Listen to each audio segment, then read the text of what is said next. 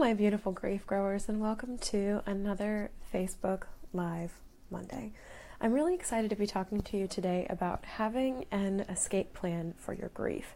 And initially, when people read this as the title of the segment on the podcast of something I'm talking about this week, they're like, oh good, we're going to be talking about a way to get away from our grief, to go away from our grief, to have an escape, to be separate from our grief for a little bit. And that's actually not what we're going to be talking about today. Today we're going to be talking about what you're going to do, like what the plan is, what the escape plan is for when grief hits. And this is for when you're waiting to receive a call about the death of someone you love. This is for when you're standing in the middle of the grocery store and all of a sudden get hit with this huge wave of nostalgia.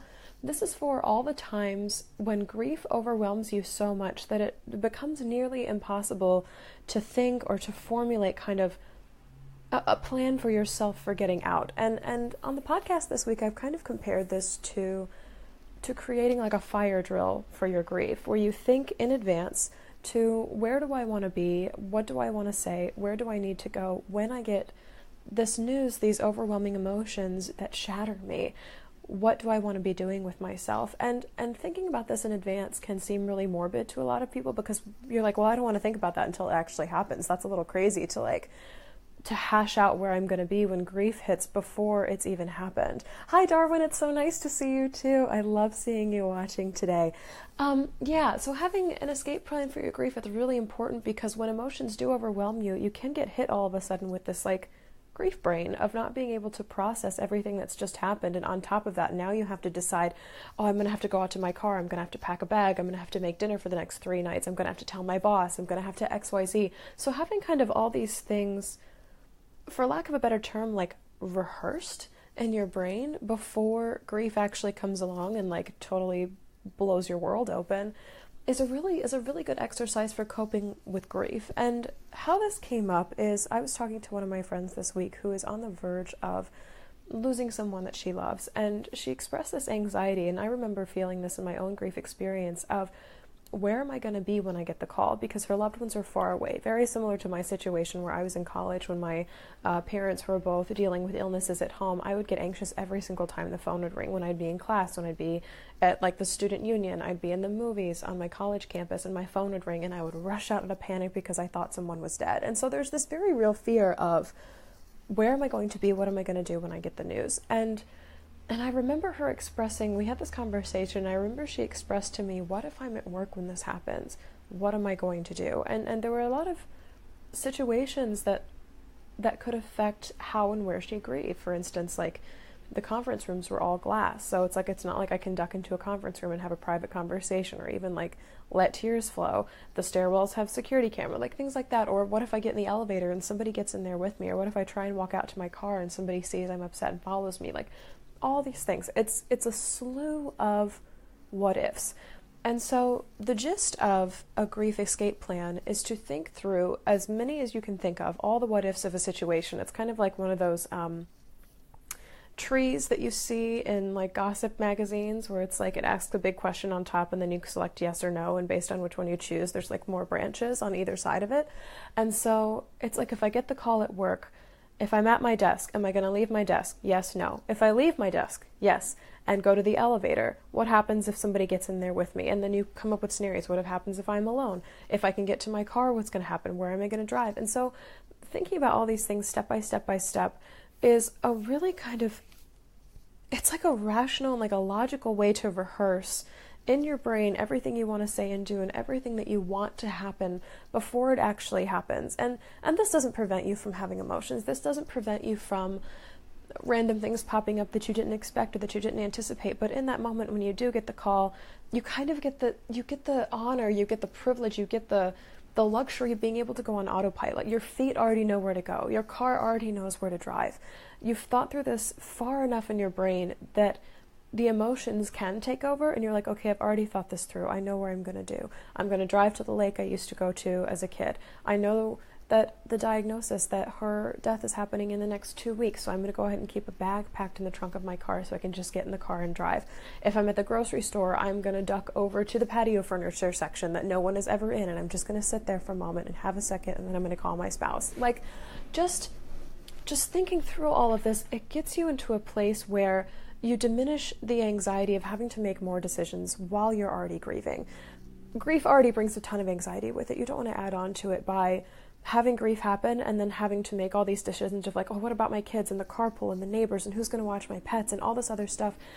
Having an escape plan for grief, like doing this fire drill in your head of, okay, we're going to stand in a line, we're going to have our names called, an adult's going to lead us outside, our friends know where to find us, our parents know where to find us, and while the fire is happening and all these emotions are coming up in relation to the fact that there's a fire happening, I know these things to be true.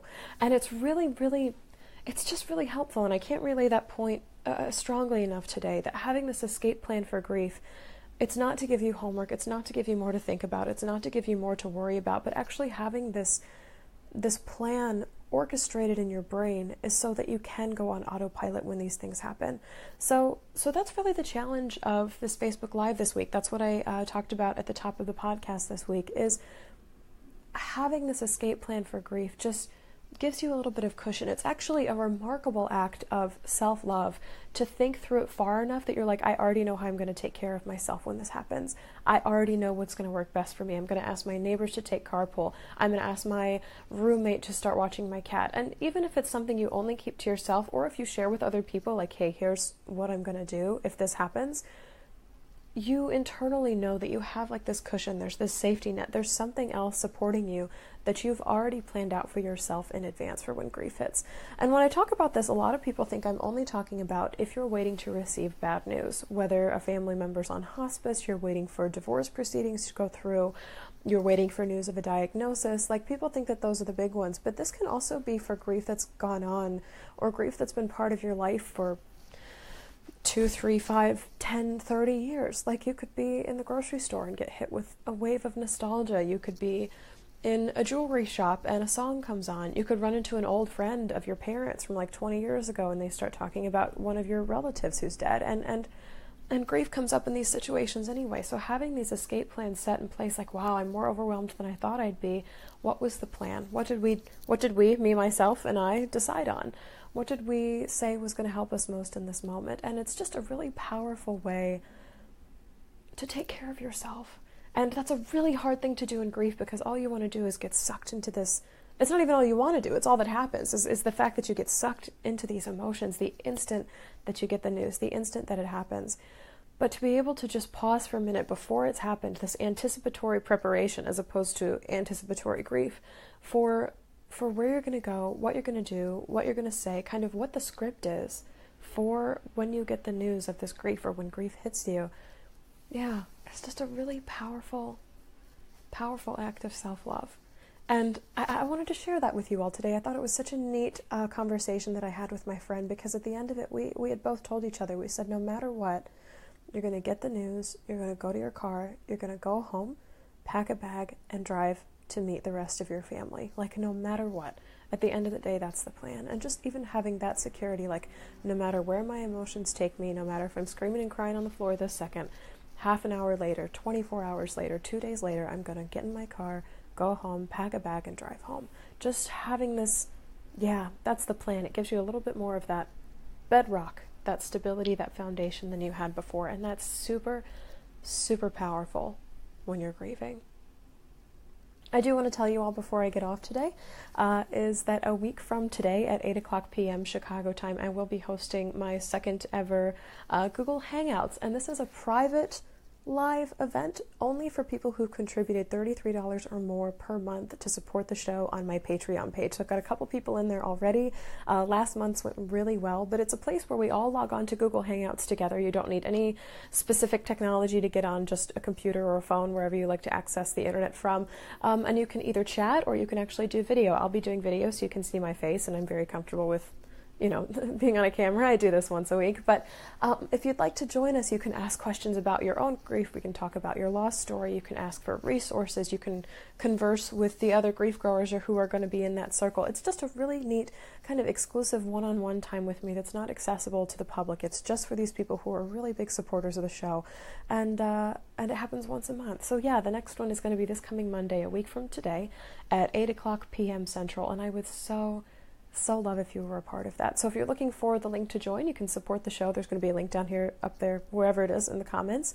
That's patreon.com/ShelbyForsythia. And if you pledge $33 or more before that time next Monday, you automatically unlock all of the links to where I've posted the links to join that Google Hangout. And of course, we'll be doing one every month. So you get access to February's, but also March, April, May, June, July, as we go off into the future, and you can keep using it kind of to lean on as a grief resource and a place to keep coming back to.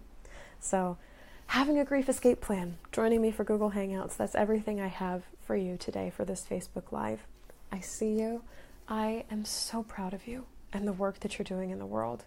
And above all else, I love you, because even through grief, we are growing. And I'll see you next week. Bye.